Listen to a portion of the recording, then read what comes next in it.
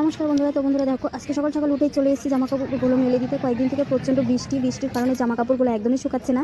আর আজ হচ্ছে রাখি পূর্ণিমা, তো সেই কারণে হচ্ছে কালকে জামা কাপড়গুলো আমি ধুয়ে দিয়েছিলাম, তাই এখন আমি মেলে দিয়ে এলাম। মেলে দিয়ে এখন আমি রান্না বসিয়ে দিব। রান্নাবান্না করে ঘরটা একবার মুছে নিয়েছি, আর এখন একটু তাড়াতাড়ি করে মুছে নিব।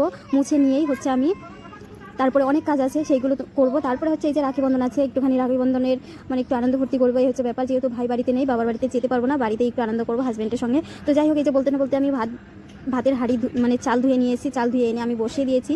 আর এই যে সামনে একটা দেখতে পাচ্ছ জলের বোতল, একটাও জল নেই, আজকে জল আনতে হবে। তারপরে অনেক কাজ আছে। তো যাই হোক, তো এই যে দেখো, এখন আমি সবজিটা বানিয়ে নিব। প্রথমে হচ্ছে আগে একটু শসা ভাজি করবো, যে এখনও যেহেতু বাজার আনা হয়নি, সেই কারণে আগে শসা ভাজি করে রেখে দিব। যদি বর্মশাই চলে আসে, ওকে তো খাবারটা দিতে হবে আগে, তো ও একদমই খিদে কষ্ট করতে পারে না। তো যাই হোক, এই যে আমি এখন এইদিকে একটু কাজ করছি। এইদিকে কতগুলো হচ্ছে ছিল জামা কাপড় ছিল, এইগুলো হচ্ছে এইদিকে সাইড করে রেখে দিলাম। আর এই যেখানে দেখতে পাচ্ছ, এই যে আমি সকালে রুটি করেছিলাম, সেই রুটির হচ্ছে ওই যে আটার ভুসিটা ওখানে রেখে দিব। আর ওই ভুসিগুলো জমিয়ে হচ্ছে বাবার বাড়িতে পাঠিয়ে দিব, কারণ আমাদের বাবার বাড়িতে গরু আছে, আর গরুতে খাবে বলে আমি রেখে দিব। মানে যেহেতু খাওয়ার লোক আছে, সেই কারণে আমি ফেলে দিব না। তো যাই হোক, বুবা জিনিস, সেই কারণে আমি রেখে দেবো। 5 প্যাকেট আটা আছে, 5 প্যাকেট আটার ভুসি একসঙ্গে জড়ো করে তারপরে আমি দিয়ে আসবো, নিয়ে যেন গরু খেতে পারে।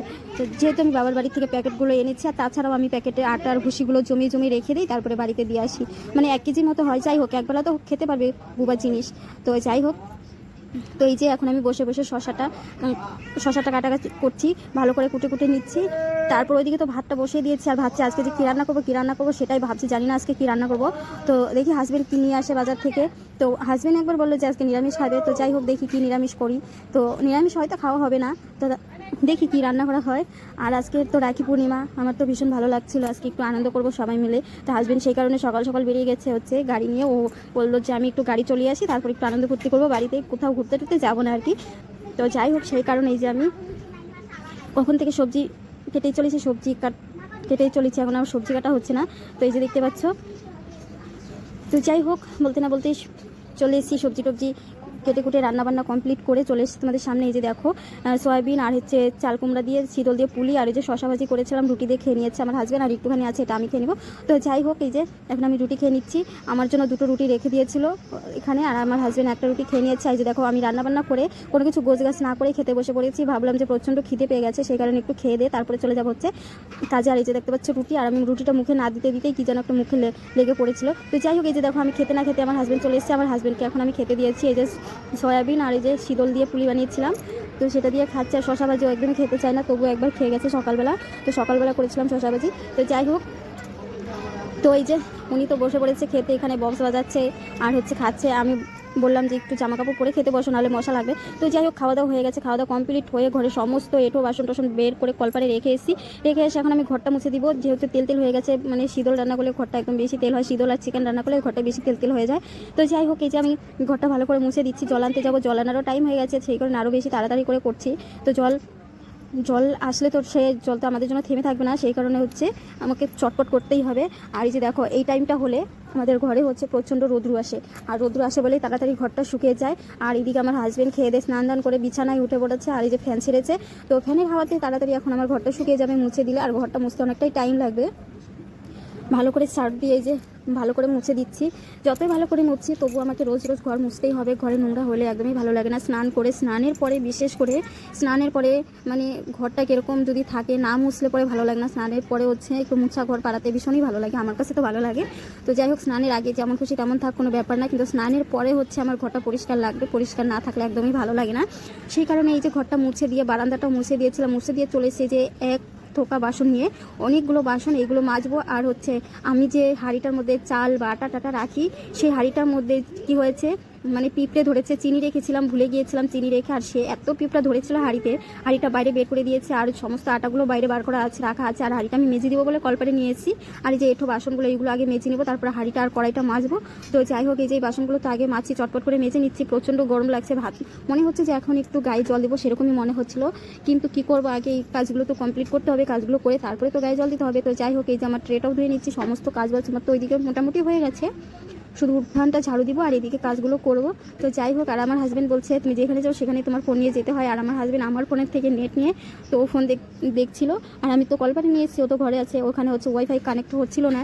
সেই কারণে আমাকে বলে তুমি একটু চটপট করো, আমার ফোনটা একটু লাগবে, আমি বেশিক্ষণ আর থাকবো না, একটুখানি ফোন ঘেটে ঘুটে চলে যাবো, গাড়ি নিয়ে বেরিয়ে চলে যাব। তো যাই হোক, সেই কারণে এই যে আমি তাড়াতাড়ি করছি। তো আমাদের কলটা একটু ডিস্টার্ব আছে, জল কম বের হয়, সেই কারণে। আর এই যে বাসন দিয়ে মাজলে একটু মানে পিছলের টাইপের হয়, ভালো করে ধুয়ে হাত দিয়ে না ঘষলে একদমই ভালো লাগে না। তো এই যে দেখো আমি চটপট করছি। আর আমার শাশুড়ি মা এই যে জল নিয়ে চলে গেল, এখানে বালতিতে জল রাখা ছিল সেই জল নিয়ে চলে গেল উনি। তো আমি তো কখন থেকে বাসন মেজেই যাচ্ছি, ধুয়েই যাচ্ছি। তো যাই হোক, তো মেয়েদের তো এইগুলো কাজ করতেই হবে, কাজ না করলে একদমই হবে না। এই যে দেখো আবার চলে এসেছে পা ধুতে। তো এই যে দেখো পা ধুয়ে জল বুড়িয়ে নিয়ে যাবে। ওনার শরীরটাও বেশি একটা ভালো না, কয়েকদিন থেকে পেটটা খুব একটু ডিস্টার্ব হচ্ছিল, দুধ খেয়েছিল, দুধ খাওয়ার পরের থেকে ওনার একটু ডিস্টার্ব হয়েছে পেটে। তো যাই হোক, উনি তো চলে গেল। তো এই যে আমি আবার বাসন ভালো করে ধুয়ে নিচ্ছি। এইখানে হচ্ছে রুটি বেলনি, আমি বলো তোকে দিনে যদি 10 বার রুটি করি তো আমার 10 বার এই রুটি বেলনি আমাকে ধুতে হয়, না হলে একদমই আমার ভালো লাগে না। এরকম ঘুরি থাকলে ভালো লাগে না, আর পরে ওইটার মধ্যে আবার রুটি করতে একদমই ভালো লাগে না। তো সেই কারণে আমি ধুয়ে নিলাম সমস্ত বাসনপত্র। আর বাসনগুলো ধুয়ে আমি এই যে দেখো বারান্দার সাইডে রেখে দিয়েছি, এখানে বারান্দাটা মুছে দিয়েছি। তো যাই হোক, বারান্দার সাইডে রেখে দিলাম। আর এখন এই যে 2-3টা জামা কাপড় আছে, এইগুলো আমি ধুয়ে দিব। তো চটপট করছি, প্রচণ্ড গরম লাগছে। আর এই যে দেখো সন্ধ্যা পরে হয়ে গেলে এখন 3টে বেজে গেছে, বাড়ির সমস্ত কাজবাজ করতে করতে 3টে বেজে গেছে। এই যে এখন আমি হচ্ছে এই দুটো সকালবেলা পরে গিয়েছিল, এই পরার দুটো ঘেমে গেছে, বললো যে ধুয়ে দিতে। আর আমাকে রোজ জামা কাপড় ধুয়ে দিতে হয়, ঘামা জিনিস থাকলে তো ওই যে চিতি পড়ে যায়, সেই কারণে ধুয়ে দিতে হবে। ধুয়ে একটু ফ্যানের নিচে মেলে দিব, শুকাবে তো না, 2 দিন লাগবে শুকাতে। তো যাই হোক, দেবো আমি ধুয়ে দিব। আর এই যে দেখতে পাচ্ছি কুকুরটা খুবই ডিস্টার্ব করছে, এপাশ ওপাশ করছে। আর ওই পাশে হচ্ছে ওই যে আমার এঁঠো বালতি আছে, ওই বালতিটার মধ্যে এসে খুব মানে ডিস্টার্ব করে, মানে প্লাস্টিক ফেললেই নিয়ে যায়। আর আমি তো ওই বালতিতে আমি নোংরা একদমই খালি না, মানে জমা করে রাখি না, একদমই জায়গা মতো অনেক দূরে নিয়ে ফেলে দিয়ে আসি। আর ওইটা হচ্ছে বালতির মধ্যে জমিয়ে রাখলে পচে যায়, আর সেই জিনিসটা গন্ধ হয়, সেটা আমার ফেলতে ভীষণই খারাপ লাগে, সেই কারণে আমি এই বালতিতে রাখি না। এটাতে হচ্ছে শাশুড়ি মা রাখে আর আমার যা রাখে, তো ওরা দুজন ওটার মধ্যে রাখে, আমি একদমই দূরে ফেলে দিয়ে আসি, একদমই ভালো লাগে না, পচা যখন গন্ধ বেরোয় ওটা আমার পক্ষে সম্ভব না যে টেনে নিয়ে ফেলে দিয়ে আসবো। তো যাই হোক, এই যে আমি জামা কাপড়গুলো ধুচ্ছি, জামা কাপড়গুলো ভালো করে কেচে কুচে ধুয়ে দিতে হবে, যেহেতু সিমেন্টের বস্তা টেনেছিল ওই প্যান্টগুলো পরে, সেই কারণে একটু সিমেন্ট পড়েছিল, নোংরা হয়েছে। আর এই যে বাঁধার বলতে বেল পরেছি, মানে ছোটো ছোটো চুলগুলো সামনে চলে আসে, সেই কারণে আমি বেল পরে থাকি। আর বেলটা খুলে গিয়েছিল, ভালো করে পরে নিলাম। এই যে দেখো এখন আমি ওর গেঞ্জিটা ভালো করে কেচে নিচ্ছি, ভালো করে কেচে কুচে নিয়ে তারপরে হচ্ছে ধুয়ে দিতে হবে, না হলে এই যে ঘামগুলো ছাড়তে চায় না। তো যাই হোক, এই যে আমার ধোয়া হয়ে গেল, কাঁচা হয়ে গেল। তো এখন বালতিটা রেখে দিব, এটাও পিঁড়িটা ধুয়ে একদম জায়গা মতো রেখে দিয়ে আসবো। এখন যেহেতু বৃষ্টির দিন, বাইরে রাখলে একদমই বৃষ্টিতে ভিজে পচে নষ্ট হয়ে যাবে।